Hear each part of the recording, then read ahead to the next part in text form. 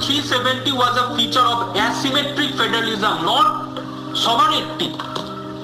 যদি আমরা বলি যে হ্যাঁ, আর্টিকেল 370 ক্ষেত্রে জম্মু এন্ড কাশ্মীরকে কনস্টিটিউয়েন্ট অ্যাসেম্বলি ফর্ম করার ক্ষমতা দেওয়া হচ্ছে, নিজস্ব সংবিধান তৈরির ক্ষমতা দেওয়া হচ্ছে, কিন্তু যদি আমরা দেখি আমাদের সংবিধান পার্ট 21, সেখানে দেখতে পাচ্ছি আমরা একাধিক রাজ্যের ক্ষেত্রে কিন্তু এরকম স্পেশাল প্রভিশনস রয়েছে। কারণ আমাদের যে ফেডারেলিজম, এটা হচ্ছে অ্যাসিমেট্রিক ফেডারেলিজম। আজকে ইউনিয়ন অফ ইন্ডিয়ার সাথে ভারতবর্ষের প্রত্যেকটা রাজ্যের সম্পর্ক এক নয়। আজকে যেখানে দেখো বলছে যে নাগাল্যান্ড, অরুণাচল প্রদেশের গভর্নররা কি করতে পারবে,